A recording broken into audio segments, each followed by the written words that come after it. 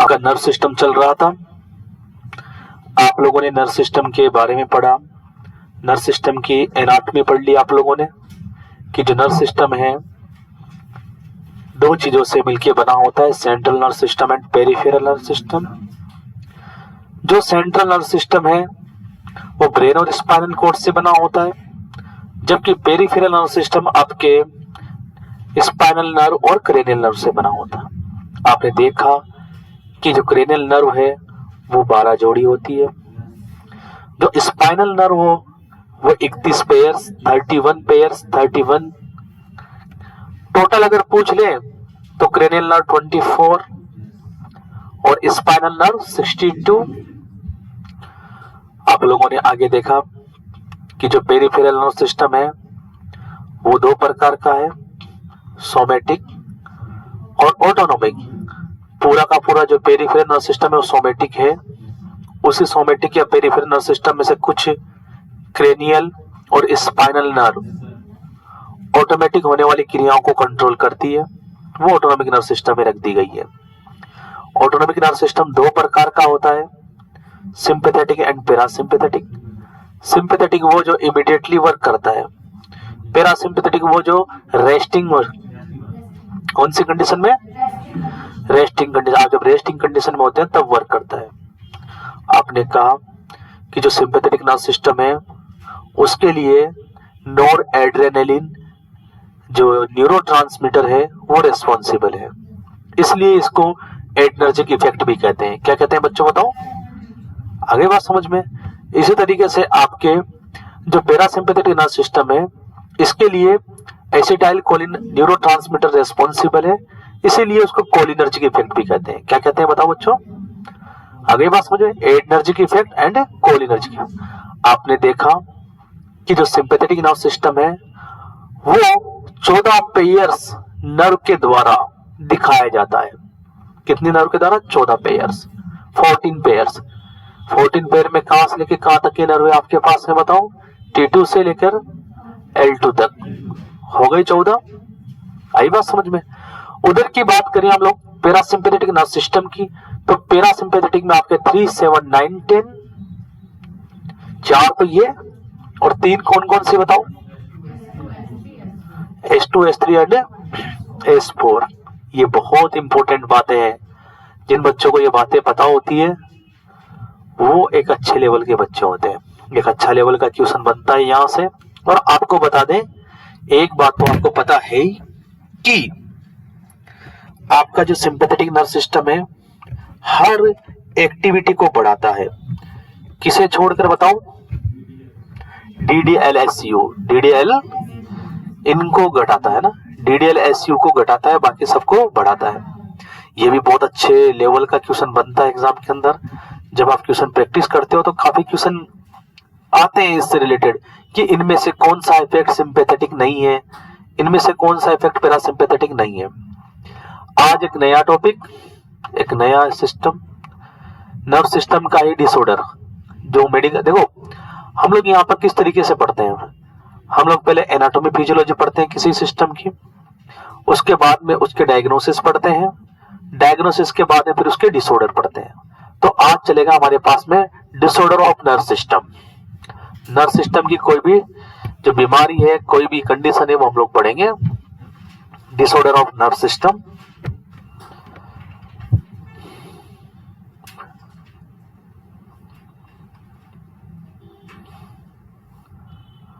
Nerve system सबसे पहले बात करेंगे बच्चों आप लोग हेड इंजरी की। सिर में चोट, हेड इंजरी। आपको पता है हेड इंजरी का मतलब क्या होता है? सिर में चोट लगना। क्या क्या कारण हो सकते हैं देखिए, आप लोग समझेंगे। हम यहाँ पे कारण को कोज भी लिख सकते हैं और कारण को अगर आप मेडिकल भाषा में लिखोगे तो ईटियोलॉजी। क्या लिखोगे बच्चों? ईटियोलॉजी का मतलब होता है कारण। अब बताओ किस किस कारण से आपकी हेड इंजरी हो सकती है? एक्सीडेंट हो गया और कहीं से गिर गए, आगे बात समझ में।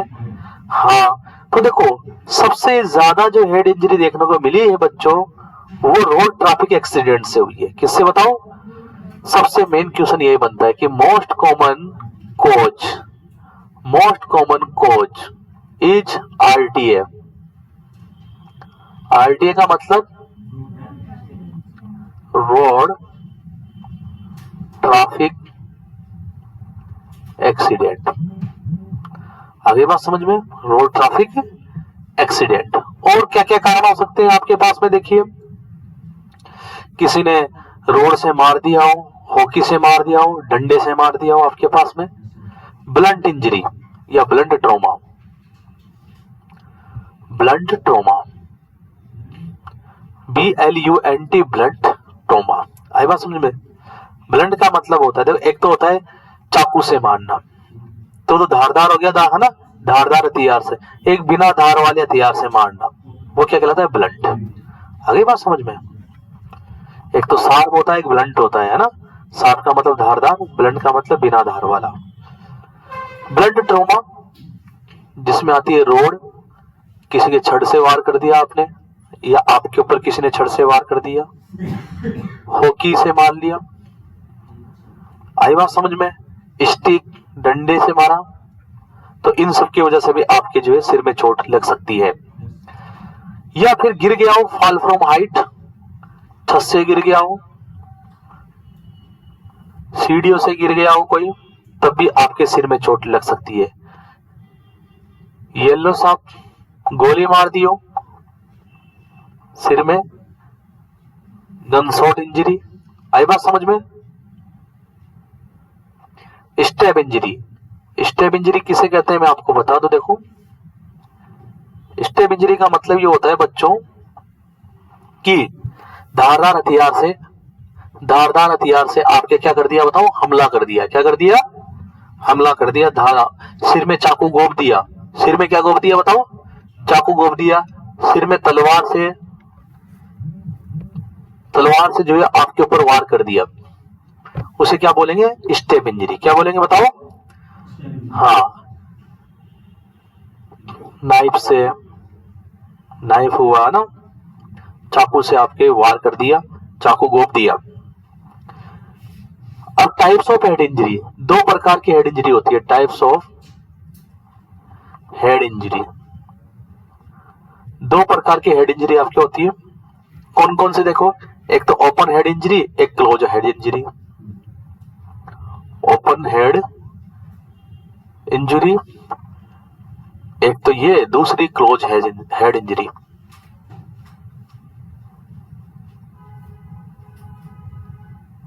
जैसा कि नाम से सो रखा है, आप देख रहे हो, ओपन का मतलब खुल गया सिर, कि सिर खोल दिया उसका। बोलते हैं ना गांव के अंदर, सिर फाड़ दिया, बोलते हैं ना कि सिर फाड़ दिया, वहां तो सिर फट गए, लड़ाई चली जो है ना, तो ये सिर फट गया, ये सिर नहीं फटा।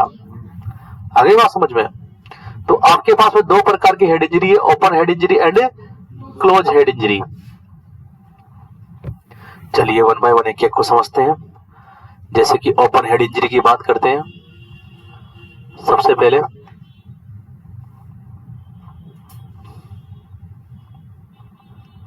Open head injury, in this type of injury, इस प्रकार की इंजरी के अंदर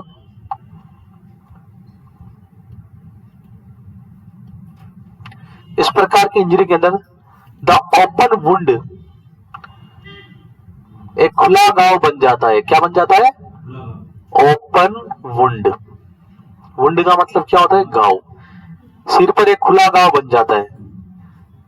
open wound will appear on the head, सिर पर एक खुला घाव दिखाई देगा। क्या दिखाई देगा, एक खुला हुआ घाव दिखाई देगा। Will appear on head. आगे बात समझ में। अब देखो ये कितने प्रकार के हो सकते हैं। एक तो थोड़ा बहुत ही खरोच लगी है और खून निकल रहा है, हो जाता है ना, कभी खरोच लगती है तभी खून आ जाता है। एक हड्डी टूट गई हड्डी, तब भी क्या, ओपन हेड इंजरी है। तो देखो ये दो टाइप की होती है। It is of two type.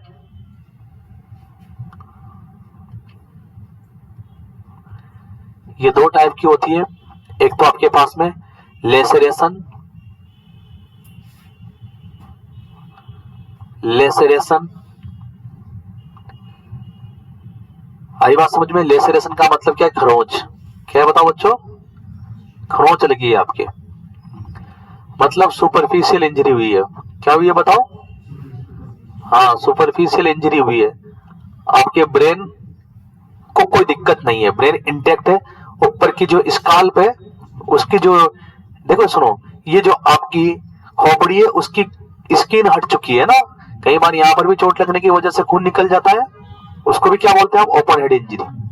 खून निकल गया तो ओपन हेड इंजरी, खून ना निकले तो क्लोज हेड इंजरी। आ गई बात समझ में? घाव बन जाए तो ओपन, घाव ना बने तो क्लोज। दूसरा आपके पास में कौन सा हो सकता है? देखो, फ्रैक्चर, हड्डी टूट जाए आपके। आई बात समझ में? हड्डी टूट जाए। अब हड्डी कैसे भी टूटे ओपन हेड इंजरी में आएगा। आपको बता दें, देखो कई बार क्या होता है, मैं आपको बता दूं बच्चों, हड्डी टूट के अलग अलग हो जाती है। कई बार हड्डी के अंदर एक लाइन बन जाती है, लाइनियर फ्रैक्चर जिसे आप लोग कहते हो। कई बार हड्डी टूटती नहीं है, केवल पिचक जाती है, डिप्रेस हो जाती है। तो वो भी किस में आता है? इधर देखिए,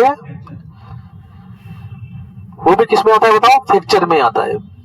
आगे मतलब हड्डी के साथ, हड्डी के स्ट्रक्चर में किसी भी प्रकार का डिस्टरबेंस हो, हड्डी के स्ट्रक्चर में किसी भी प्रकार का डिस्टरबेंस होता है, वो फ्रैक्चर में काउंट होता है।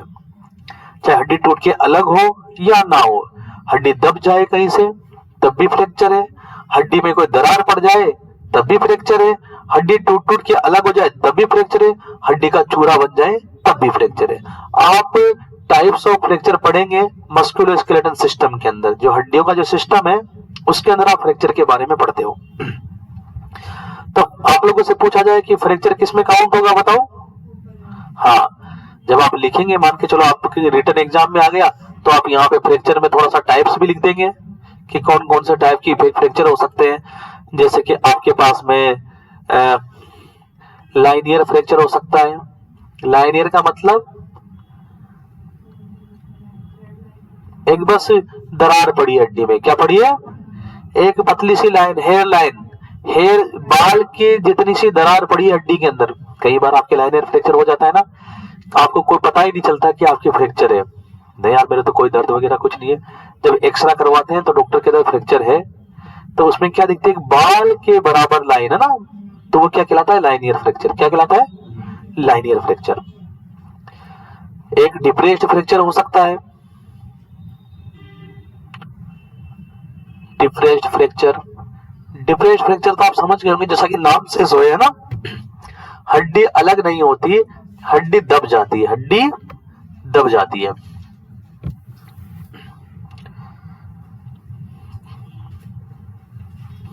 तीसरा देखेंगे आप,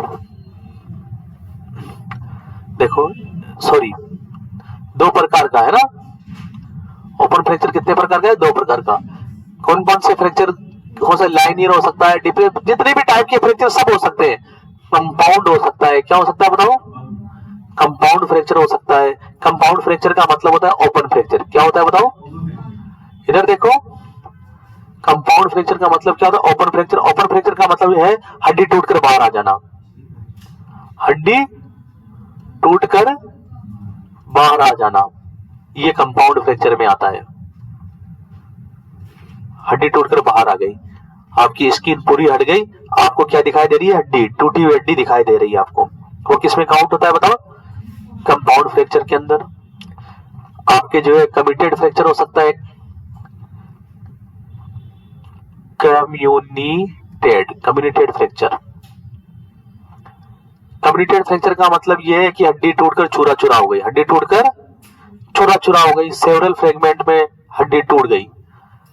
bone fractured in small particles, small particles.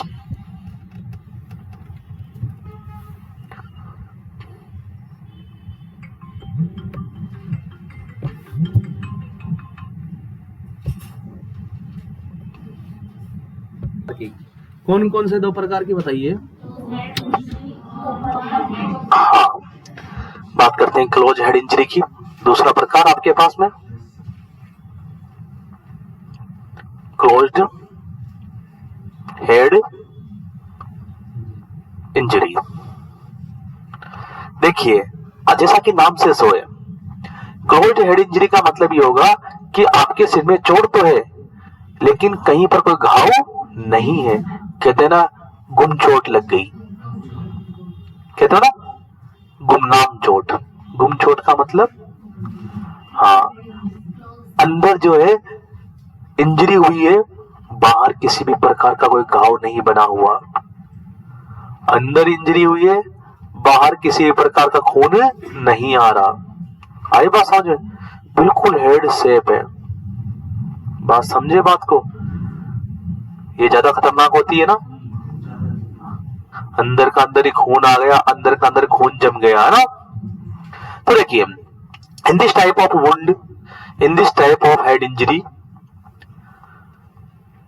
थोड़ा सा पेन को सही चलाइए। इन दिस टाइप ऑफ, जो चीज समझ में आ सकती है, जिसको याद करने की जरूरत नहीं है, उनको तुरंत लिखा करो ना। In this type of head injury, इस प्रकार की हेड इंजरी में open wound is not, open wound is not appear on the head, appear on the head, सिर के ऊपर किसी प्रकार का खुला घाव नहीं दिखाई देता। आई बात समझ में? The close head injury,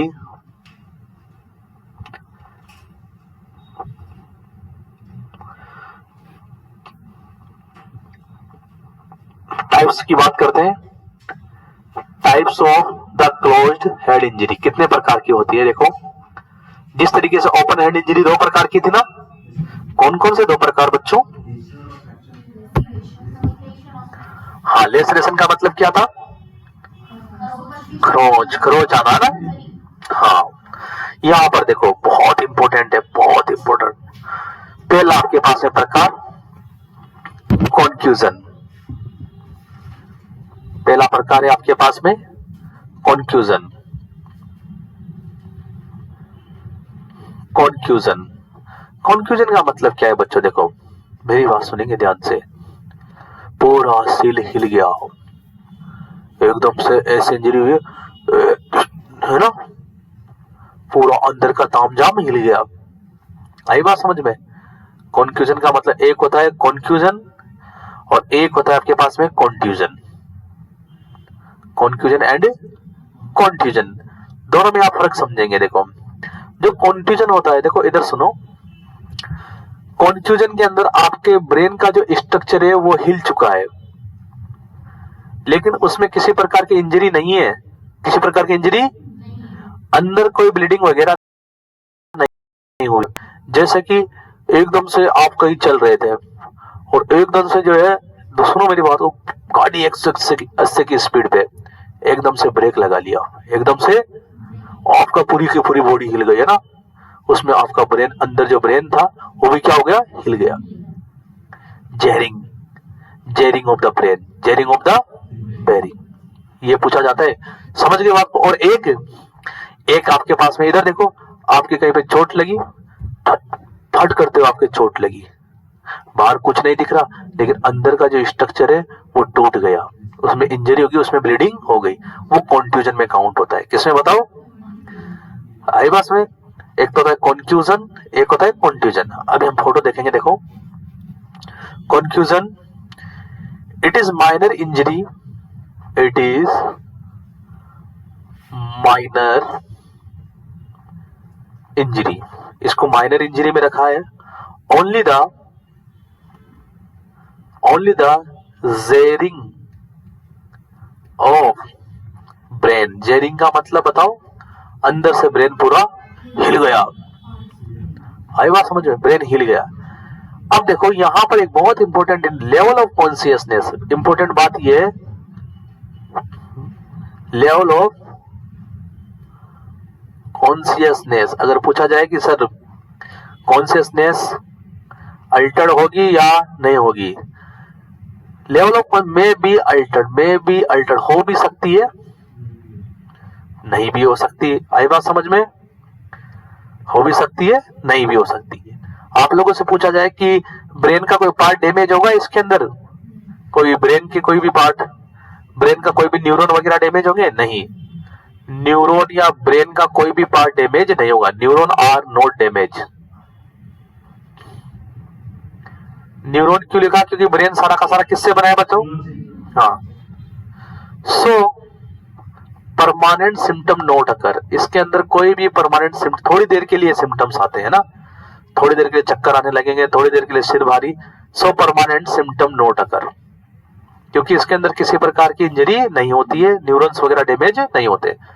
permanent symptoms note occur, permanent symptoms नहीं दिखाई देते।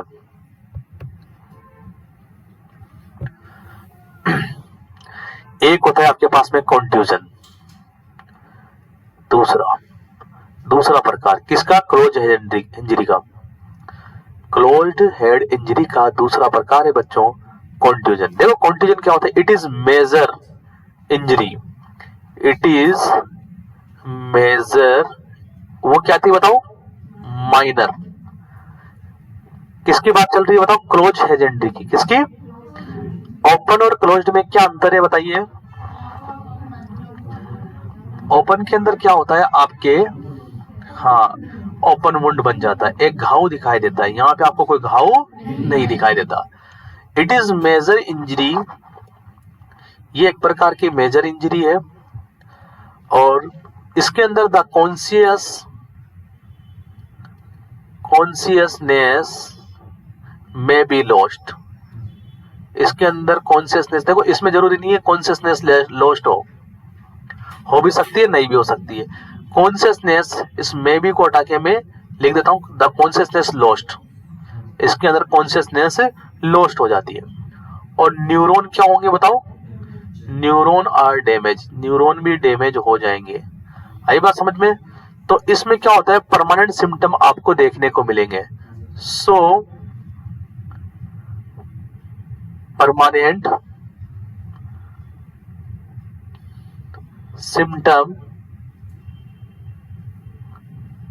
सिम्टम्स अपीयर, इसके अंदर आपको परमानेंट सिम्टम देखने को मिलेंगे। एक बात और ध्यान रखेंगे बच्चों कि सर कौन से सिम्टम देखने को मिलेंगे? तो जो ब्रेन का पार्ट इन्वॉल्व होगा, जो उसका काम होगा, वैसे सिम्टम देखने को। इधर देखो कि कौन से सिम्टम, मान के चलो टेम्पोरल लोब के अंदर कॉन्फ्यूजन हुआ है तो टेम्पोरल लोब वाले फंक्शन नहीं हो पाएंगे, और वो सारे सिम्टम देखने को मिलेंगे जो टेम्पोरल लोब काम करता है। अगर फ्रंटल लोब है, अगर वो डैमेज हुआ है, ज्यादातर तो आपको पता है फ्रंटल लोब भी डैमेज होता है अगर हेड इंजरी होती है तो अगर आपके फ्रंटल लोब डैमेज हुआ है तो सिम्टम फ्रंटल लोब वाले दिखाई देंगे। अगर आपके ऑक्सीपिटल लोब डैमेज हुआ है तो सिम्टम किसके दिखाई देंगे? ऑक्सीपिटल लोब वाले। तो सिम्टम किस पे डिपेंड करते हैं? कि लोकेशन ऑफ न्यूरोनल डैमेज, कि आपका ब्रेन कहां से डैमेज हुआ है। जहां से डैमेज हुआ है तो वो सारे के सारे फंक्शन क्या हो जाएंगे? लॉस्ट हो जाएंगे, और वही लक्षण दिखाई देंगे। तो symptoms depend on the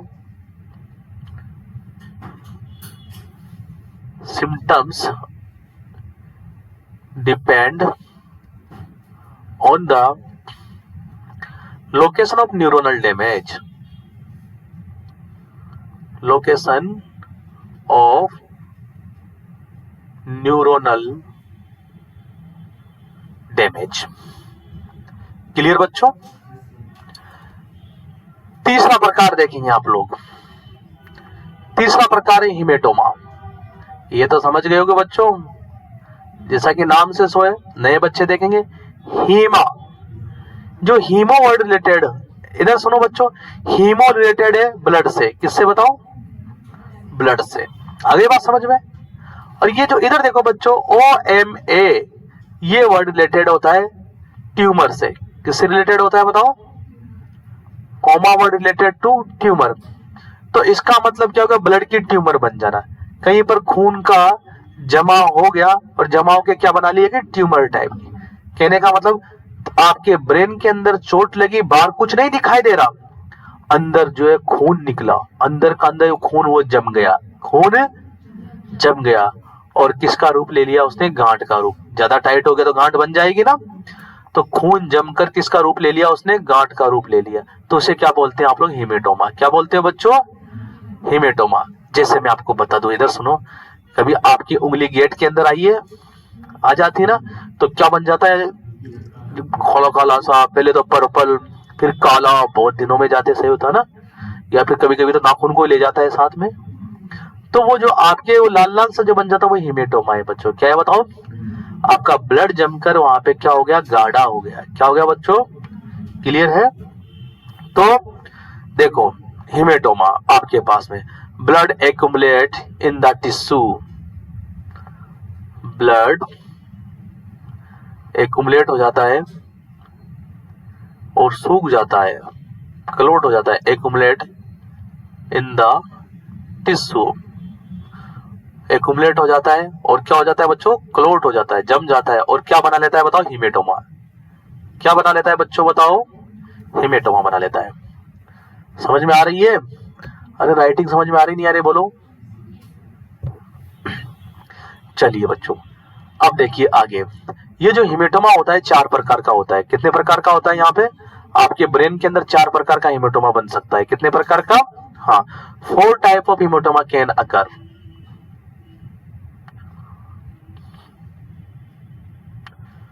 4 type of haematoma can occur, 4 प्रकार का हीमेटोमा आपके बन सकता है।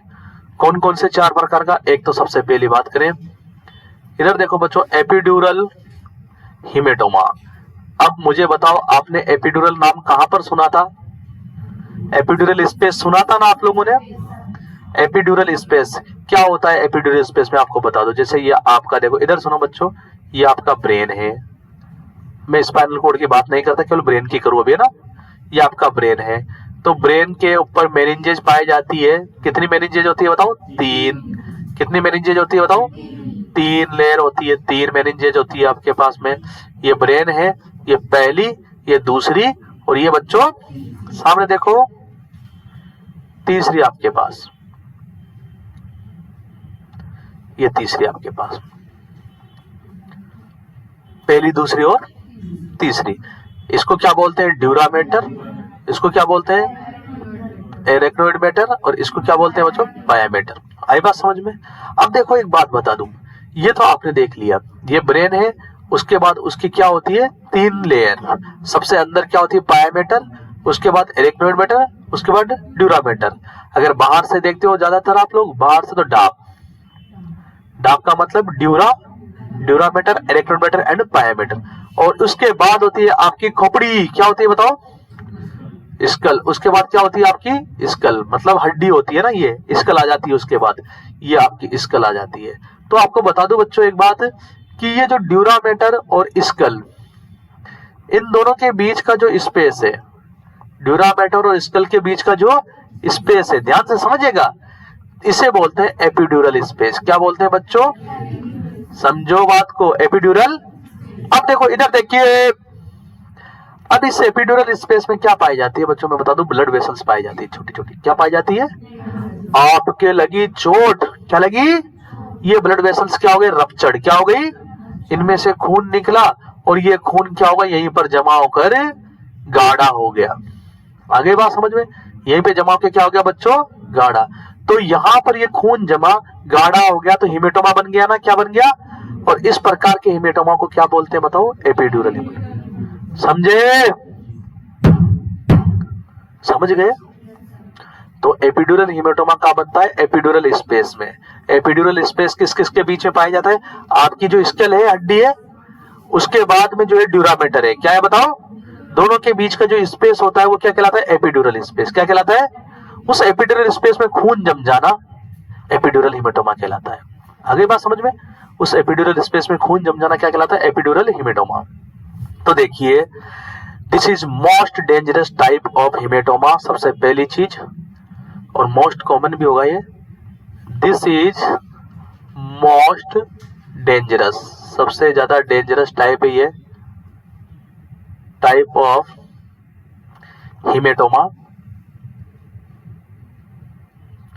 Haematoma it occur due to arterial rupture. यहां पे क्या पाई जाती है, आर्टरीज पाई जाती है, आर्टरी रप्चर्ड होने की वजह से होता है। It is due to arterial ruptured, artery पाई जाती है यहाँ पे एपिड्यूरल स्पेस में, क्या पाई जाती है, और चोट लगने की वजह से ये आर्टरी क्या हो जाती है बच्चों, रप्चर्ड हो जाती है। ये आर्टरी क्या हो जाती है, रप्चर्ड हो जाती है, और इसकी वजह से जो हेमेटोमा बनेगा वो क्या कहलाएगा, एपिड्यूरल हेमेटोमा। आगे बात समझ में, ये मोस्ट कॉमन भी है, मोस्ट कॉमन भी है। दूसरे प्रकार का हेमेटोमा, कितने प्रकार के हेमेटोमा बन सकते हैं आपके हेड इंजरी में, 4 प्रकार के। जो क्लोज्ड हेड इंजरी है उसमें कितने प्रकार के हेमेटोमा बन सकते हैं बच्चों, 4 प्रकार के। दूसरा आपके पास में देखो 4 प्रकार क्यों कहा गया, अरे 4 स्पेस होते हैं ना, कितने स्पेस, एक तो आपके पास में देखो ये हो गया, एक तो एपिड्यूरल हो गया, एक आपके पास में सबड्यूरल हो गया, एक आपके पास सबएरेक्नोइड हो गया। उसके बाद में पायामीटर तो सीधी किससे अटैच होती है, ब्रेन से, तो फिर उसके बाद में ब्रेन के अंदर ही खून जम जाए, किसके अंदर बताओ, तो 4 प्रकार के। देखो एपिड्यूरल स्पेस में खून जमा तो क्या कहेंगे, एपिड्यूरल हेमेटोमा। सबड्यूरल स्पेस में खून जमा तो क्या कहेंगे, सबड्यूरल हेमेटोमा। सबएरेक्नोइड स्पेस में खून जमा तो क्या कहेंगे, सबएरेक्नोइड हेमेटोमा। और आपके ब्रेन के अंदर ही खून जम गया तो कहेंगे इंट्रासेरेब्रल हेमेटोमा। क्या कहेंगे कि सेरेब्रम के अंदर ही जम गया, किसमें जम गया, तो 4 प्रकार के आपके पास में। और कौन कौन से प्रकार के, देखो ये आपके पास में सबड्यूरल हेमेटोमा, ये कहां पर बनेगा बताओ, विद इन सबड्यूरल स्पेस, किसमें बताओ, कहां होता है सबड्यूरल स्पेस, इधर देखिए बच्चों, ये देखो इधर देखो, ये स्कल है, ये क्या है बताओ, स्कल, ये ड्यूरामेटर, ये एरेक्नोइड मेटर और ये पायामेटर। यहां पर जो स्पेस है ड्यूरामेटर के नीचे वाला, ये कहलाता है सबड्यूरल स्पेस। क्या कहलाता है, इसमें खून जम जाना, इस सबड्यूरल स्पेस में खून जम जाना, इसमें खून जम जाना क्या कहलाएगा आपके सबड्यूरल हेमेटोमा। ये क्या होता है, वेन रप्चर्ड होने की वजह से होता है, किसकी वजह से बताओ, वेनस रप्चर्ड होने की वजह से। देखो मैं आपको एक बात बता दूं फिर दोबारा से, ये एपिड्यूरल हेमेटोमा क्यों डेंजरस है बताओ, क्योंकि ये आर्टरी रप्चर्ड होने की वजह से होता है। किसकी वजह से बताओ, आर्टरी रप्चर्ड होने की वजह से।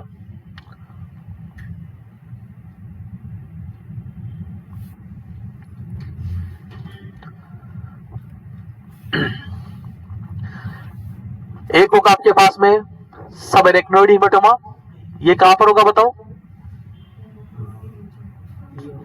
सबएरेक्नोइड हेमेटोमा कहां होगा बताओ, सबएरेक्नोइड स्पेस में। और सबएरेक्नोइड स्पेस कहां पर होता है बताओ, विद इन सबएरेक्नोइड स्पेस। सबएरेक्नोइड स्पेस कहां पर होता है बताओ, एरेक्नोइड के नीचे और पायामेटर के ऊपर। कहां पर देखिए आप लोग, देखिए ध्यान से, वो अपन ने जो खोपड़ी बनाई उससे भी देखेंगे। देखो ये देखिए, इधर देखिए बच्चों, इसको बोलते हैं, ये जो लेयर है ये एरेक्नोइड, कौन सी है बताओ, और ये है पायामेटर, कौन सी, तो यहां पर जो स्पेस है, ये वाला जो स्पेस है ये सबएरेक्नोइड स्पेस कहलाता है। और इस स्पेस के अंदर आपके इंजरी होने की वजह से ब्लड जमा हो गया, क्या जमा हो गया, तो इसको बोलेंगे सबएरेक्नोइड हेमेटोमा। और ये भी वेनस रप्चर्ड होने की वजह से होता है, किसकी वजह से बताओ, वेन रप्चर्ड होने की वजह से। आगे बात समझ में। चौथा बच्चों आपको बता दूं, चौथा प्रकार इंट्रासेरेब्रल हेमेटोमा। ये क्या हुआ है तो समझ गए होंगे आप नाम से ही। अरे बच्चों समझे नहीं समझे बताओ, इंट्रासेरेब्रल हेमेटोमा मतलब आपके ब्रेन में इंजरी हुई, किसमें इंजरी हुई बताओ, ब्रेन में ही इंजरी हुई आपके, है ना। और ब्रेन के अंदर ही क्या जम गया बताओ, खून जम गया। क्या जम गया बताओ, खून जम गया। तो क्या कहलाएगा आप लोगों के, intracerebral haematoma with in cerebrum या विद इन ब्रेन। देखो एक बात बता दो बच्चों, इधर सुनो, जब हम पार्ट्स ऑफ ब्रेन की बात करते हैं तो हम अलग अलग पढ़ते हैं कि ये सेरेब्रम है, ये पोन्स है, ये मेडुला ऑब्लिंगेटा है, सेरेबेलम है ना। जब हमें बात करनी हो, जैसे कि मान के चलो आप किसी मोहल्ले के अंदर रहते हो, वही एग्जांपल, और वो मोहल्ले के अंदर 80% घर ब्राह्मणों के हैं, 5% घर लोधी राजपूत, 5% घर SC ST वगैरह दुनिया भर के थे। तो आप क्या कहोगे कि ब्राह्मणों के मोहल्ले के अंदर शादी है, ब्राह्मणों के मोहल्ले के अंदर जागरण है, यही कहते हो ना, यही कहते हो। तो ब्रेन के अंदर भी सबसे बड़ा पार्ट क्या है, सेरेब्रम है। तो जब हम ब्रेन की बात करते हैं तो क्या नाम ले लेते हैं, सेरेब्रल। क्या नाम ले लेते हैं, आगे बात समझ में। जब कभी ब्रेन की बात चलती है तो सेरेब्रल की, सेरेब्रल है इंजरी हो गई, क्या हो गई, अब ब्रेन इंजरी भी बोल सकते हो, कोई आपके पास में ऐसा नहीं है ना, है तो ब्रेन ही। चलिए बच्चों, अब देखो आपके अगर हेड इंजरी हो गई तो आपको क्या क्या असेसमेंट करने हैं और आपको क्या क्या असेसमेंट फाइंडिंग देखने को मिलेगी। असेसमेंट फाइंडिंग,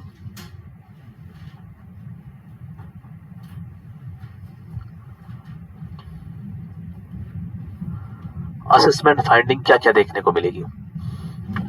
सबसे पहली चीज बताओ, आप सबसे पहले क्या असेसमेंट करोगे? फर्स्ट असेसमेंट क्या होगा हेड इंजरी वालों का?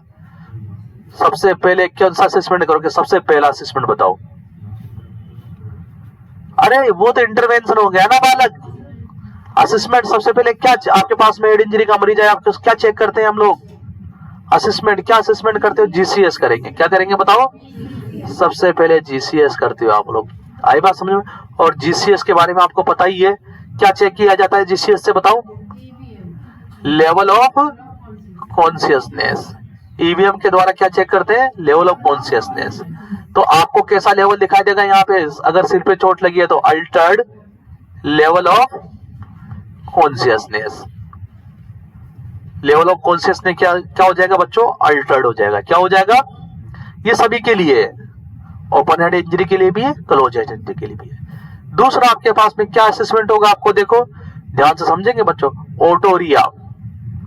ओटोरिया ये बहुत खतरनाक चीज, ये क्या है बच्चों? डायरिया का तो नाम सुना था, जहां कहीं पर भी ये नाम आ जाए RRHOEA, रिया, इसका मतलब वहां से फ्लो हो रहा है। क्या हो रहा है बताओ? सामने देखो, फ्लो मतलब या तो पानी का फ्लो हो रहा है या किसी भी चीज का फ्लो हो रहा है, उसके नाम के आगे क्या लगा देते हैं? रिया लगा देते हैं। क्या लगा देते हैं? डायरिया सुना?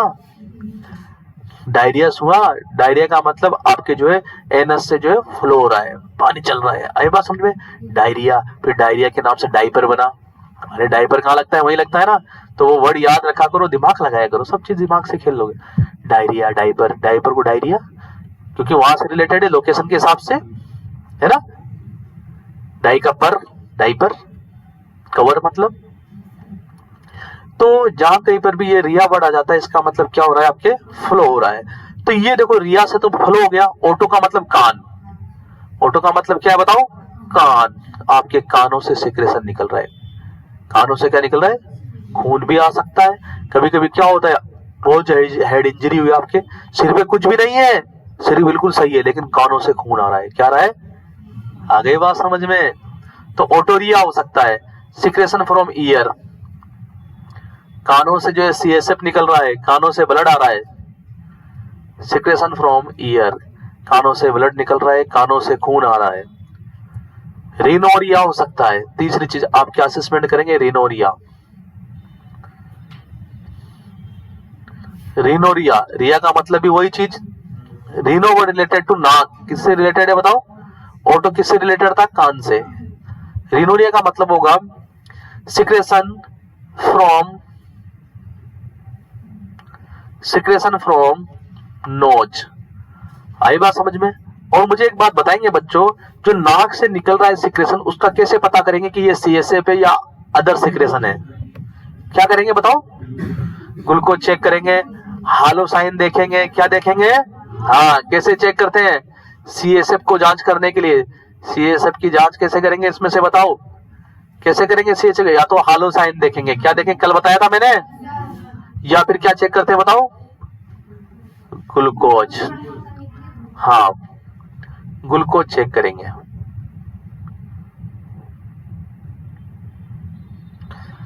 चलिए, और चौथा क्या असेसमेंट देखने को मिलेगा? रेकोनसाइन। रेकोनसाइन देखने को मिलेंगे।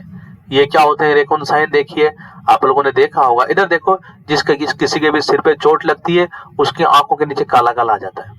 देखा? काला काला आंखें क्या हो जाती है बच्चों? अरे बताओ, काली हो जाती है ना। अरे मूवियों में भी देखा है, पीट पाट के चले जाते हैं उसको ना, आंखें काली हो जाती है ना उसकी, यहां से हो जाती है। तो वो क्या है? रेकोनसाइन है। क्या है बताओ? रेकोनसाइन। Peri orbital अकाइमोसिस। अकाइमोसिस का मतलब वही है, रेडनेस हो जाना। क्या हो जाना बताओ? हाँ, रेड ब्लैक कलर हो जाना। रेड ब्लैक कलर को कहते हैं हम अकाइमोसिस। अकाइमोसिस है ना। रेकोनसाइन समझ गए? समझे नहीं समझे? आंखों के पेरी ऑर्बिटल का मतलब आंखों के आसपास का एरिया क्या कहलाता है? Periorbital. आपकी आंखें जो दसी है, इधर देखो आपकी आंखों को निकाल लूंगा मैं, तो आपकी खोपड़ी के अंदर 2 छेद दिखाई देते हैं आपको, देखे हैं? वो क्या है? ऑर्बिटल कैविटी है। क्या है? उसके आसपास का एरिया क्या कहलाता है? Periorbital area. क्या कहलाता है? तो सिर में चोट लगने की वजह से आपके जो पेरी ऑर्बिटल एरिया है उसमें कालापन आ सकता है। क्या आ सकता है बताओ? और उसे क्या बोलते हैं आप? रेकोनसाइन। क्या बोलते हैं बच्चों? एक होता है आपके पास 5वां बेटल साइन। ये बहुत बार आता है एग्जाम में बच्चों, बहुत बार देखने को मिला है बेटल साइन। बेटल साइन में क्या है बच्चों, मैं आपको बता दूं, देखो हेड इंजरी के अंदर बहुत सारे लोगों के अंदर, इधर देखो जब क्लोज हेड इंजरी हो गई, अंदर जो है ब्लीडिंग हो रही है ब्रेन में। क्या हो रही है ब्रेन के अंदर? तो आप देखेंगे ये जो मेस्टोइड प्रोसेस है ये क्या कहलाता है बताओ बच्चों? सबके है? मुझे नहीं लग रहा सबके है ना। चेक करो, देखो किसी ने निकाल तो नहीं लिया। ये ऊपर से जब ना, तो ये जो आपके ऊपर उठा हुआ सा है इसको मेस्टोइड प्रोसेस कहते हैं। और इस मेस्टोइड प्रोसेस पे क्या हो जाता है? ब्लू कलर आ जाता है। क्या आ जाता है बच्चों? यहाँ पर ब्लू कलर आने का मतलब है आपके ब्रेन के अंदर जो है इंजरी हो चुकी है और आपके जो है ब्रेन में जो है ब्लीडिंग हो रही है। क्या हो रही है बताओ? क्लोज हैज इंजरी है और अंदर जो है इंटरनल ब्लीडिंग हो रही है और यहाँ पर ये ब्लू कलर आ जाएगा तो इसे आप बेटल साइन कहेंगे। क्या कहेंगे? समझ गए? हाँ। Ecchymosis over the mastoid process. Blue colour भी हो सकता है, ब्लैक भी हो सकता है ना। अकाइमोसिस हो जाता है, वो सब खून जमने की वजह से ही है। Ecchymosis of mastoid process. Mastoid process कहाँ होता है बच्चों बताओ? Behind year. कान के पीछे नीलापन पड़ जाना कौन सा साइन है? कैसे भी दे सकता है वो? Battle sign. और किस में देखने को मिलता है बताओ बेटल साइन? हेड इंजरी में। किसमें? हाँ। आगे बात समझ में? अरे समझे नहीं समझे? देखो बच्चों एक बात और बता दूं, साइड में, एक साइड में लिख लेंगे, साइड में लिख लेंगे इससे अलग। देखो एक वर्ड होता है अकाइमोसिस, एक वर्ड होता है आपके पास में पटेची। ये देखो वर्ड याद रखेंगे आप लोग। एक होता है पटेची, एक होता है पुरपुरा। 3 वर्ड है। अकाइमोसिस का मतलब तो ये है कि आपकी कोई, देखो आपके पास में एक बड़ा सा जो है काला धब्बा बन जाना, सबक्यूटेनियस एक बड़ा सा काला धब्बा बन जाना, वो क्या कहलाता है? अकाइमोसिस। काला कलर का धब्बा बन जाना ब्लीडिंग की वजह से, ब्लीडिंग की वजह से 1 सेंटीमीटर से बड़ा, किससे बड़ा? मोर देन 1 सेंटीमीटर ब्लैक या ब्लू धब्बा। ये लो साहब कर लेंगे, एक स्पॉट बन गया ब्लैक या ब्लू कलर का, लेकिन मोर देन 1 सेंटीमीटर। किससे बड़ा हो बताओ? 1 सेंटीमीटर से बड़ा। दूसरी चीज है पटेची, अटैची नहीं, पटेची है ना, हिंदी में लिख लिया करो। इसमें क्या होगा देखो, ब्लीडिंग की वजह से धब्बा बनेगा, ब्लीडिंग की वजह से, वही सारी चीज ब्लीडिंग की वजह से, वही ब्लैक या ब्लू कलर का धब्बा बनना, ब्लैक ब्लू कलर का धब्बा बनना। लेकिन ये जो है बहुत छोटा रहेगा, 1 से 3 mm का। कितना रहेगा बताओ? 1 से 3 mm का। तो क्या कहलाएगा? पटेची। क्या कहलाएगा बताओ? और अगर 4 से 10 mm का है, कैसा है बताओ? 4 से 10 mm का है तो ये क्या कहलाएगा? पुरपुरा। मतलब साइज के अकॉर्डिंग है। किसके अकॉर्डिंग है? साइज के अकॉर्डिंग। देखो अगर आपके 1 से 3 mm का है तो क्या कहेंगे आप लोग? पटेची। और आपके पास 4 से 10 mm का है तो क्या कहेंगे आप लोग बताओ? पुरपुरा। और आपके पास more than 10 mm, more than 10 mm का मतलब क्या हो गया? 1 सेंटीमीटर हो गया ना। तो आप क्या कहेंगे इसको बताओ? अकाइमोसिस। क्या कहेंगे बताओ? याद हो जाएगा अब तो।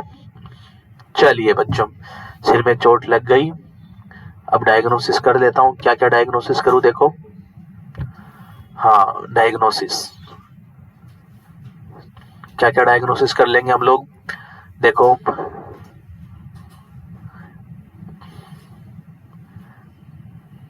एनसीसीटी करवाते हैं। एनसीसीटी का मतलब है नॉन कंट्रास्ट, बिना डाई के ना, नॉन कंट्रास्ट मतलब डाई नहीं लगाएंगे, सिटी स्कैन कराना है बस। एक तो आपके डाई लगा के करते हैं ना, एक इंजेक्शन लगाते हैं डाई का, उसके बाद सीटी स्कैन किया जाता है, तो कंट्रास्ट कहलाता है। क्या कहलाता है? कंट्रास्ट। बिना डाई लगाए अगर हम कर रहे हैं तो वो एनसीसीटी है ना।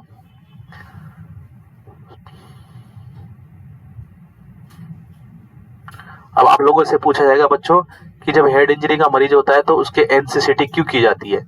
इसलिए की जाती है क्योंकि रीनल फंक्शन अल्टर्ड हो जाते हैं उसके। क्या हो जाते हैं?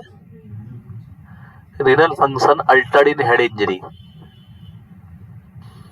ध्यान से सुनो मेरी बात को, आप लोग याद रखेंगे। आप लोगों के लिए क्वेश्चन नहीं है कि किसी हेड इंजरी के मरीज का हम लोग एनसीसीटी क्यों करते हैं, कंट्रास्ट सीटी स्कैन क्यों नहीं करते, कॉन्ट्रास्ट क्यों नहीं करते, तो कॉन्ट्रास्ट का हम लोग डाई क्यों नहीं लगाते? इसलिए नहीं, आप मत रखो याद इसको, डाई इसलिए नहीं लगाते क्योंकि हेड इंजरी वाले मरीज में किडनी डिस्फंक्शन हो जाते हैं, और अगर आप डाई लगा दोगे तो शरीर से बाहर कैसे निकलेगी? शरीर से बाहर कौन निकालेगा उसको? किडनी तो निकालेगा यूरिन के थ्रू। कौन निकालेगा? किडनी निकालेगा यूरिन के थ्रू, और किडनी क्या होगी? डिस्फंक्शन हो जाती है। इसलिए हम लोग कंट्रास्ट वाला सीटी स्कैन नहीं करते। समझ गए बात को? लिख लेंगे, renal function altered in head injury, so not use contrast CT scan. Contrast CT scan, contrast CT scan, dye use नहीं करते है ना। कॉन्ट्रास्ट का मतलब क्या है बताओ? डाई यूज करना। और क्या कराते हो आप लोग? एमआरआई कराते हो बच्चों। क्या कराते हो? एमआरआई की फुल फॉर्म तो सभी जानते हो ना, बताओ क्या होती है? एमआरआई की फुल फॉर्म क्या होती है? Magnetic resonance imaging. हाँ, सीएसएफ डिटेक्शन देख लेंगे एक बार। सीएसएफ को भी डिटेक्ट करेंगे, जो कान से जो निकल रहा है, नाक से जो निकल रहा है, वो सीएसएफ तो नहीं है। आपको पता है कैसे करते हो सीएसएफ को डिटेक्ट? बताओ। अरे हालो साइन देख के अभी बताया है मैंने, या ग्लूकोज चेक करके। क्या चेक करके? बताओ। ग्लूकोज चेक करके। आई बात समझ में? और एक और आपको आगे बता दूं, आप लोगों को रहने देना बस यहां तक।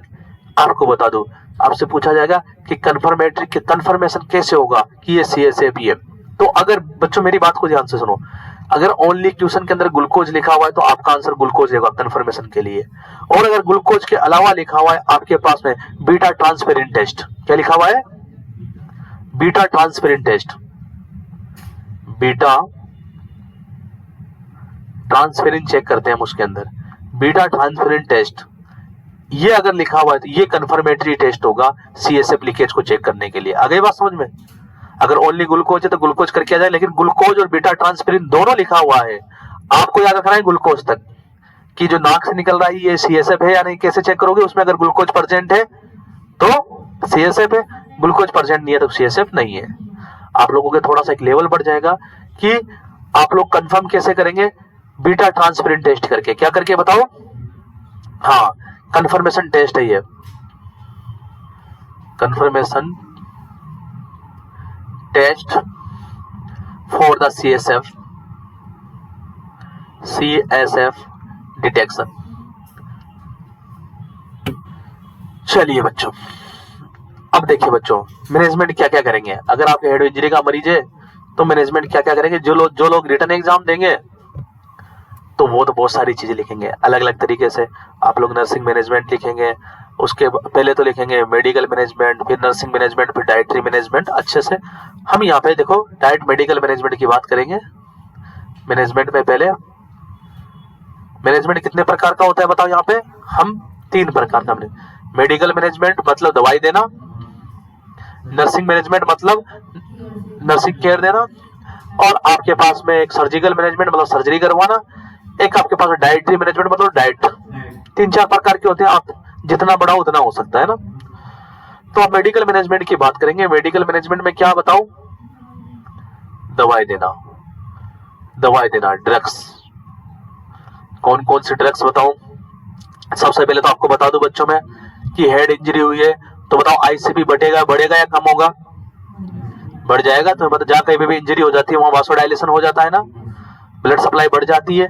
तो ब्लड सप्लाई बढ़ने की वजह से आईसीपी बढ़ा हुआ रहेगा, और आईसीपी बढ़ा हुआ रहेगा तो आपको कौन सी दवाई देनी है बताओ? मेनिटोल देनी है। क्या देनी है? मेनिटोल। क्या है आपको बता दूं? Osmotic diuretic. क्या है बताओ? ऑस्मोटिक डायूरेटिक्स देंगे। ऑस्मोटिक डायूरेटिक्स क्यों देंगे? फॉर डिक्रीज आईसीपी, आईसीपी को कम करने के लिए। डाययूरेटिक्स कौन सी दवाइयां होती है? सुनो मेरी बात को नए बच्चे, डाययूरेटिक्स आपके लिए क्वेश्चन है ये। डाययूरेटिक्स वे दवाइयां होती है जो यूरिन का अमाउंट बढ़ा देती है। किसका अमाउंट बढ़ा देती है? जब यूरिन का अमाउंट बढ़ेगा तो पानी ज्यादा से ज्यादा बाहर निकलेगा, तो आपके जो है CSF का फॉर्मेशन कम हो जाएगा, और CSF का फॉर्मेशन कम हो जाएगा तो आपके ICP कम हो जाएगा। शाबाश। तो आपके पास ऑस्मोटिक डाययूरेटिक्स हम लोग देंगे। क्या देंगे? ऑस्मोटिक। तो इसका एग्जाम्पल है आपके पास में कौन सी देते हैं? मेनिटोल। एक तो क्या देते हैं बताओ? ये तो सभी जानते हैं, मेनिटोल सबने देखा होगा। मेनिटोल देते हैं, और क्या देते हैं याद रखेंगे आप लोग, आपके लिए भी है। मेनिटोल देंगे, एक होता है एसिटाजोलामाइड। एसिटाजोलामाइड आई बात समझ में? ये दोनों क्या है? ऑस्मोटिक डाययूरेटिक्स है। क्या बताओ? हाँ। और दूसरी चीज आप जो है यहाँ पे स्टेरॉइड देते हो। क्या देते हो बच्चों? स्टेरॉइड इसलिए देते हैं हम लोग यहाँ पे, डेक्सोना वगैरह, डेक्सामेथासोन दे सकते हैं। एंटी इन्फ्लामेटरी होते हैं स्टेरॉइड। क्या होते हैं बताओ? एंटी इन्फ्लामेटरी, इन्फ्लामेशन को रोकने के लिए। किसको रोकने के लिए बताओ? वहां पे सड़ान पैदा ना हो। क्या पैदा ना हो बताओ? इन्फ्लामेशन का मतलब क्या होता है? नए बच्चे बताएंगे। सड़ान। इन्फ्लामेशन का मतलब क्या होता है? सड़ान। तो सड़ान पैदा ना हो इसलिए हम लोग स्टेरॉइड देते हैं। क्या देते हैं बताओ? स्टेरॉइड। STEROID, steroid.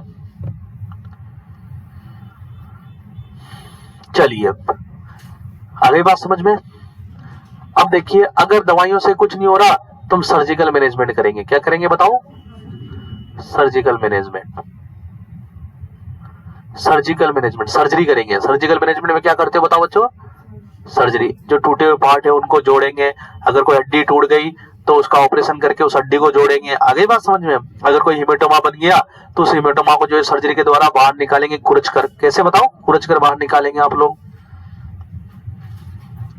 तो देखो, आप कुछ इंपोर्टेंट पॉइंट यहाँ पे लिखोगे। इन केस ऑफ, अगर आपके केस कौन सा है? इन केस ऑफ एपिड्यूरल हिमेटोमा। कौन सा है बताओ बच्चों? अगर एपिड्यूरल हिमेटोमा का केस है, कौन सा केस है बताओ?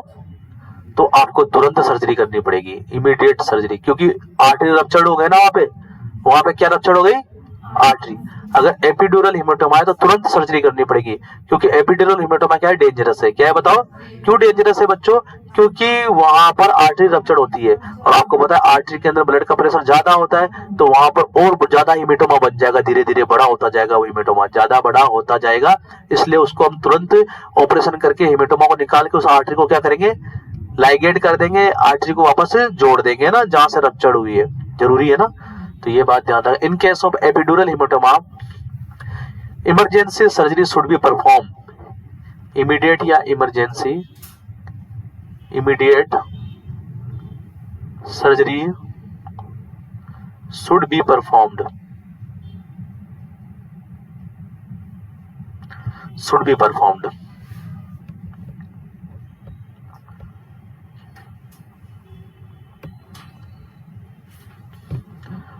आगे देखेंगे और क्या। जो हिमेटोमा में उसको निकाल लेंगे सर्जरी के द्वारा, जो आर्टरी वगैरह उसको क्या कर लेंगे बच्चों? हाँ, आर्टरी वगैरह को क्या कर देंगे? वापस लाइगेट कर देंगे, है ना, सिल देंगे जहां से रप्चर्ड हुई है। एक तो ये हो गया आपके पास में, इमीडिएट सर्जरी करेंगे। अगर क्या है तो बताओ बच्चों? हाँ। और इनके लिए क्या करते हैं? तो सर्जरी किस प्रकार से करते हैं? देखो, यहाँ पे जो सर्जरी होती है उसको बोलते हैं क्रेनियोटोमी। क्या बोलते हैं बताओ? आप किसमें बताओ, किसमें चीरा लगा के ओपनिंग बनाओगे? देखो मैं आपको, इधर सुनो बच्चों। टोमी, इधर देखो सारे बच्चे। टोमी एक वर्ड होता है, टोमी एक वर्ड होता है, ओस्टोमी। ध्यान से समझिएगा, टोमी, ओस्टोमी, एक्टोमी एंड प्लास्टी। ये चार वर्ड आप लोग देखेंगे। ये चार प्रकार की सर्जरी हर जगह पे, जैसे गैस्ट्रेक्टोमी, टोंसिलेक्टोमी, हिस्टेरेक्टोमी, सुना है आप लोगों ने नाम? तो कहीं कहीं पे तो एक्टोमी लगा होता है पीछे, कहीं टोमी लगा होता है, कहीं ओस्टोमी लगा होता है। ये मतलब क्या है आखिर? तो इधर देखो, मेरी बात सुनो। इन टोमी और ओस्टोमी के दोनों का मतलब होता है ओपनिंग बनाना, ओपनिंग बनाना। तो देखो यहाँ पे ओपनिंग बनाना।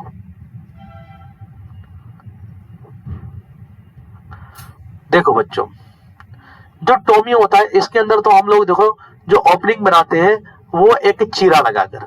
कैसे बताओ? इधर देखो, दो तरीके से आप अपनी बॉडी पे ओपनिंग बना सकते हो। इधर देखो कैसे कैसे, इधर देखिए बच्चों, एक तो आपने ब्लेड ली और यहां से चीरा लगा दिया, बन गई ओपनिंग। ब्लेड ली, चीरा, ओपनिंग बन गई। एक कैसे, यहाँ के टिश्यू को हटाया मैंने, तब भी तो ओपनिंग बनी।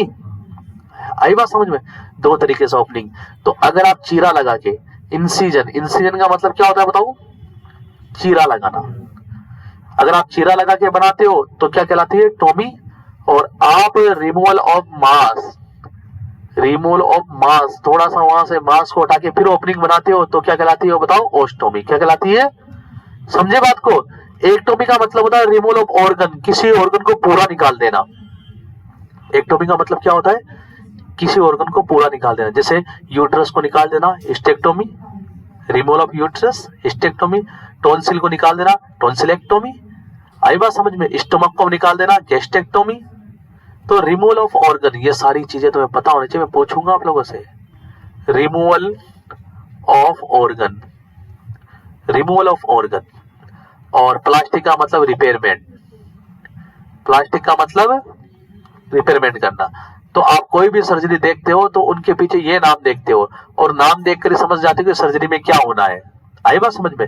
तो यहां पर आप किस प्रकार की सर्जरी करते हैं देखो, ये आपके अगर हेमेटोमा हो गया या फिर आपके ब्रेन इंजरी हो जाती है तो कौन सी सर्जरी की जाती है मैं आपको बताऊं? क्रेनियोटोमी की जाती है। क्या की जाती है बताओ?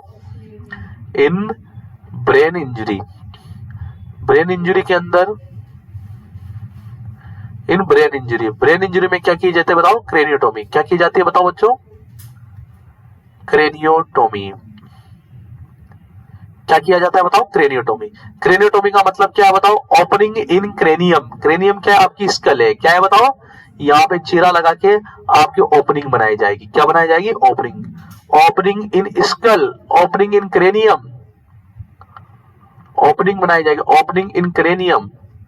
क्रेनियम किसे बोलते हैं बताओ?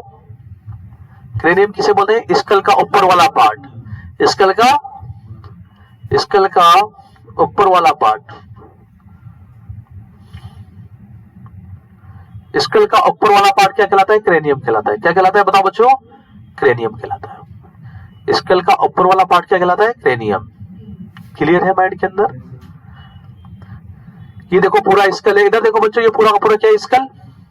तो आपके पास में जो स्कल होता है वो 22 हड्डियों से बना होता है, जिसमें 14 तो फेशियल होती है, 8 क्रेनियल होती है, तो है ना? तो आपने इस हड्डी के अंदर थोड़ा सा हटा के चीरा लगा के यहां से और आपने अंदर ऑपरेशन किया तो क्या कहलाएगा? क्रेनियोटोमी कहलाएगा। क्या कहलाएगा बताओ?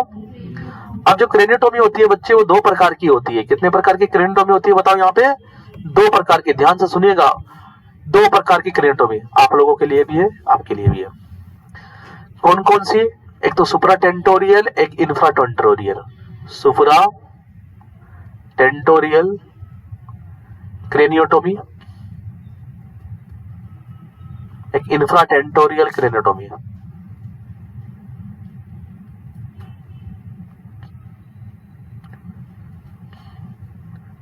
इंफ्राटेंटोरियल क्रेनियोटोमी, सुप्रा एंड इंफ्रा कितने प्रकार की होती है बताओ? दो प्रकार की, सुप्राटेंटोरियल एंड इंफ्राटेंटोरियल। देखो आपने नाम सुना था, देखो इधर सुनो, टेंटोरियम का नाम सुना? बताओ बताओ, नहीं सुना टेंटोरियम का नाम? नहीं सुना था? कहां पर पढ़ाया था? क्या पढ़ाया था? क्या होता है tentorium? Falx cerebri, falx cerebelli, falx tentorium पढ़ा था ना? पढ़ा था? कुछ भी नहीं पता। तो क्या होती हो टेंटोरियम बताओ? अलग करने वाली। आगे बात समझ। तो देखो ये टेंटोरियम यहाँ में, एक तो सुप्रा टेंटोरियम मतलब यहाँ से ऊपर से, टेंटोरियम के ऊपर से, एक इंफ्रा टेंटोरियम का मतलब टेंटोरियम के नीचे से। वो ड्यूरामेटर जो सेरेब्रम और सेरेबेलम को अलग करती है टेंटोरियम कहलाती है। आई बात समझ में? वो ड्यूरामेटर जो सेरेब्रम और सेरेबेलम को एक दूसरे से अलग करती है क्या कहलाती है बताओ? टेंटोरियम कहलाती है। क्या कहलाती है बताओ? टेंटोरियम। सुप्राटेंटोरियल एंड इंफ्राटेंटोरियल। तो एबोव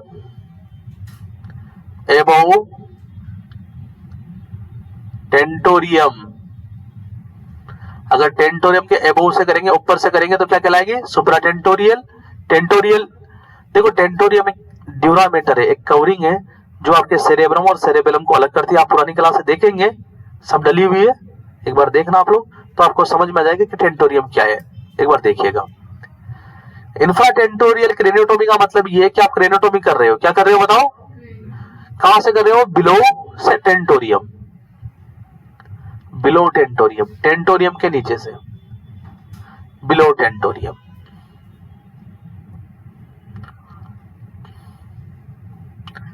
आगे बात समझ में? अरे बात समझ में आई या नहीं आई बताओ? आगे बात समझ में? अब देखो बहुत इंपॉर्टेंट बात बच्चों, यहां से क्वेश्चन पूछा जाता है, मैं आपको बता दूं। इधर देखो, सुप्राटेंटोरियल, इंफ्राटेंटोरियल समझ में आप लोगों को?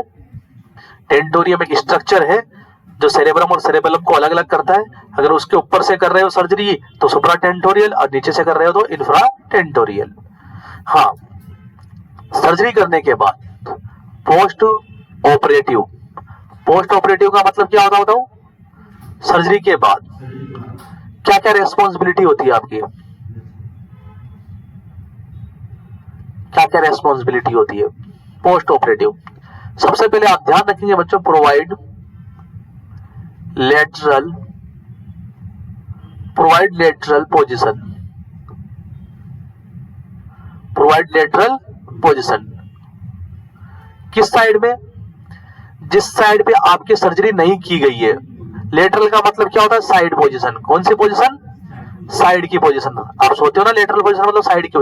कौन सी साइड पे लेटाओगे उसको? जिधर की सर्जरी नहीं हुई है।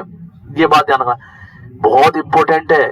आपसे पूछा जाएगा कि क्रेनियोटोमी करने के बाद आप कौन सी पोजीशन देते हो, तो क्रेनियोटोमी के बाद में हम लोग कौन सी पोजीशन देंगे बताओ?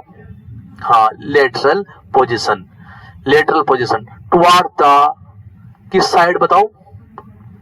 टुवार्ड्स द अनअफेक्टेड बोल सकते हो, अनऑपरेटेड बोल सकते हो ना। टुवार्ड्स दी, किस साइड में लेटाओगे? जिस साइड की सर्जरी नहीं हुई है उस साइड से आप लोग पोजीशन देंगे, टुवार्ड्स अनऑपरेटेड साइड, अनऑपरेटेड साइड से। आई बात समझ में? किस साइड से देंगे? अनऑपरेटेड साइड से। क्लियर? लेटरल पोजीशन देंगे। अब आपसे पूछा जाएगा कि लेटरल सर सुला के देंगे या बिठा के? अरे दोनों ही हो सकते ना। एक तो लेटरल पोजीशन, सोए हुए भी आप लेटरल हो सकते हो। लेटरल का मतलब आपकी ये साइड जो है बेड के टच में है, ये साइड बेड के टच में। आप सो के भी लेटरल हो सकते हो और ऐसे बैठ भी सकते हो। ये देखो ये बैठा में, तो ये भी तो लेटरल ही है। तो आप देखिए बच्चों कि अगर आप लोगों ने इन केस ऑफ जब अगर सर्जरी जो है सुप्राटेंटोरियल हुई है, क्या हुई है बताओ? सुप्राटेंटोरियल क्रेनियोटोमी हुई है। अगर सुप्राटेंटोरियल क्रेनियोटोमी हुई है आपकी, तो आप देंगे हेड एलिवेटेड, हेड को एलिवेटेड करके 30 डिग्री पर। कितने पर बताओ? हाँ, the head of the bed elevated 30 degree. कितना बताओ? 30 डिग्री को, जो आपके हेड को 30 डिग्री ऊपर उठा देंगे। आगे बात समझ में? हेड को कैसे उठा देंगे बताओ? 30 डिग्री ऊपर उठा के। क्लियर है? केवल देखो लेटरल क्या रहेगा? सिर लेटरल रहेगा, बाकी बॉडी क्या रहेगी? फ्लैट रहेगी। बाकी बॉडी क्या रहेगी? फ्लैट। ऐसे सिर को घुमा देंगे। किसको घुमा देंगे बताओ? किस साइड में घुमा देंगे? 30 डिग्री। मेरी बात सुनो, व्यक्ति लेटा हुआ है, सुनो, उसके सिर को कितना ऊपर कर देंगे? 30 डिग्री। कितना ऊपर कर देंगे? और उसके सिर को किधर घुमा देंगे बताओ? जिधर ऑपरेशन नहीं हुआ है। हिंदी में लिख लो कि व्यक्ति को सीधा लेटाएंगे, उसके सिर को 30 डिग्री ऊपर कर देंगे और 30 डिग्री ऊपर करके उसको किस साइड घुमा देंगे बताओ? जिस साइड ऑपरेशन नहीं हुआ है। हाँ, the head of the bed elevated 30 degree and patient is flat. Flat होगा, फ्लैट एंड लेटरल। लेटरल क्या रहेगा? उसका हेड, हेड घुमा देंगे, सिर घुमा देंगे। और in case of इंफ्राटेंटोरियल,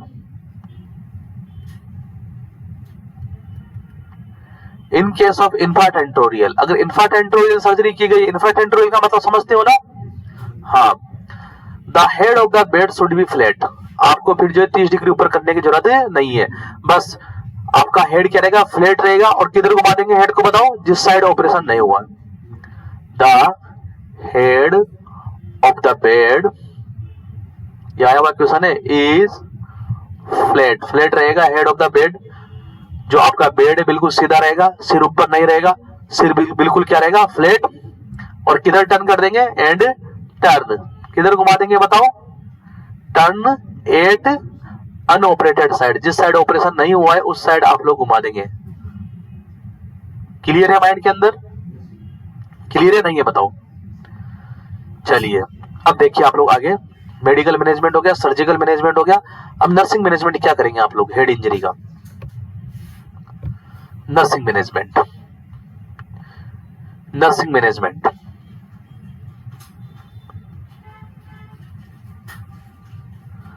nursing management क्या करेंगे आप लोग हेड इंजरी का।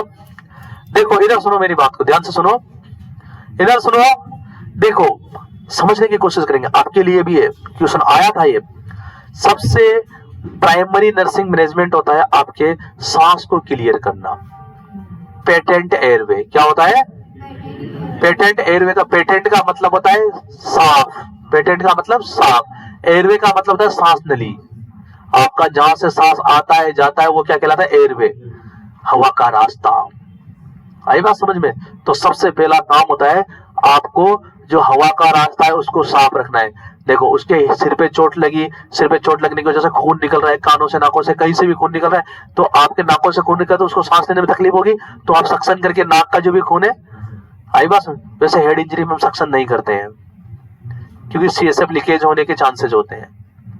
हेड इंजरी में सक्शन फिर कैसे निकालोगे, इस तरीके पोजीशन देके, क्या देके बताओ, पोजीशन देके। आगे बात समझ में। हेड इंजरी वाले मरीजों की सक्शन नहीं की जाती। क्यों नहीं की जाती, सीएसएफ लीकेज होने के चांसेस होते हैं। खींच लेगा सीएसएफ को बाहर। सक्शन का मतलब क्या होता है जानते हो ना, सक्शन तो कभी देखा है, सक्शन का मतलब बाहर खींचना। तो ये बात ध्यान रखेंगे, हेड इंजरी वाले मरीजों की सक्शन नहीं होती। नर्सिंग मैनेजमेंट में सबसे पहले पहला सबसे मेन यही है, हर जगह पर यही होगा, कोई सी बीमारी हो, कोई सी बीमारी हो, आपका पहला काम क्या होगा, आप नर्स हो तो पहला काम क्या होगा, मेंटेन पेटेंट। पेटेंट का मतलब बिल्कुल साफ, एयरवे, एयरवे को बिल्कुल साफ रखना। दूसरा आपके पास में पोजीशन, हेड इंजरी वाले मरीज को क्या पोजीशन देंगे आप लोग। अभी सर्जरी वगैरह कुछ नहीं हुई है, आई बात समझ में। हाँ देखो पोजीशन, आप लोग head elevated 30 degree and head को किधर टर्न कर देंगे बताओ, अनअफेक्टेड साइड। किधर बताओ, जिस साइड इंजरी नहीं हुई है। आगे बात समझ में, अनअफेक्टेड साइड। लेकिन यही पोजीशन देखो बदल जाएगी अगर स्पाइनल कॉर्ड इंजरी हुई है। क्या हुई है बताओ, हेड इंजरी के साथ साथ में आपका स्पाइनल कॉर्ड भी डैमेज हो गया, तो आप ये वाली पोजीशन नहीं देंगे। अब आप कौन सी पोजीशन देंगे बताओ, सुपाइन पोजीशन। कौन सी बच्चों बताओ, सुपाइन पोजीशन। और मरीज को बिल्कुल भी नहीं हिलाएंगे बच्चों, मरीज को इमोबिलाइज रखेंगे। क्या रखेंगे मरीज को, क्यों नहीं हिलाएंगे मरीज को, क्योंकि जो स्पाइनल कॉर्ड है वो और ज्यादा इंजर्ड हो जाएगा अगर मरीज हिलेगा डुलेगा तो। ये चीज लिख लो, मरीज को हिलाएंगे नहीं बिल्कुल भी। आगे बात समझ में, सुपाइन पोजीशन में रखेंगे। और जो हेड है इसी पे ध्यान रखेंगे, हेड इन न्यूट्रल पोजीशन। हमेशा हेड को क्या रखेंगे बताओ, न्यूट्रल पोजीशन। न्यूट्रल पोजीशन में क्यों रखेंगे बताओ, अगर ज्यादा हिलाओगे डुलाओगे तो क्या हो जाएगा बताओ, हाँ ज्यादा इंजरी हो सकती है अंदर ही अंदर।